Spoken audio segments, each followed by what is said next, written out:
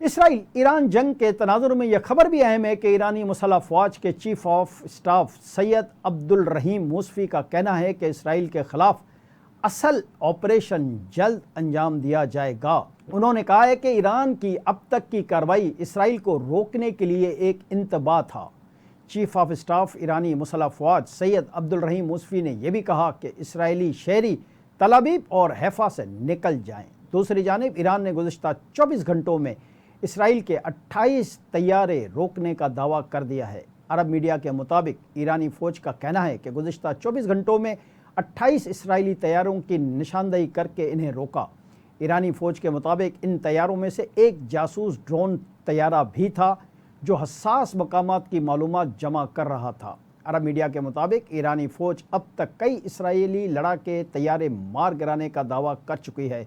ताहम इसराइली फ़ौज ने इन तमाम ईरानी दावों की तरदीद की है। बरतानवी मीडिया ने दावा किया है कि अमेरिकी सदर डोनाल्ड ट्रंप ईरान इसराइल तनाज़े में अपने मौक़िफ़ में मुस्तकिल तब्दीली लाते दिखाई दे रहे हैं। कभी ताकत की इस्तेमाल की बात करते हैं तो कभी सफारतकारी पर जोर देते हैं। बरतानवी मीडिया ने बताया कि गुज़िश्ता हफ्ते ट्रंप ने कहा था कि ईरान पर इसराइली हमले या तो मुआहदे में मददगार होंगे या फिर उसे ख़त्म कर देंगे।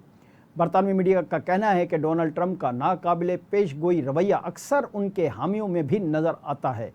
नेतन्याहू ने ट्रंप पर मुसलसिल दबाव डाला हुआ है कि वो ईरान के मामले में सफारतकारी के बजाय अस्करी रास्ता अपनाएं।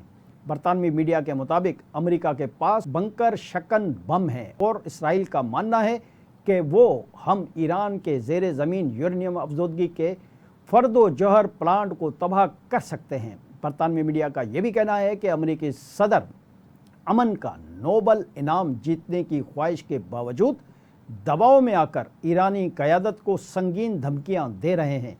हकीकत यह है कि ईरान पहले ही मुज़ाकरात की मेज़ पर मौजूद था।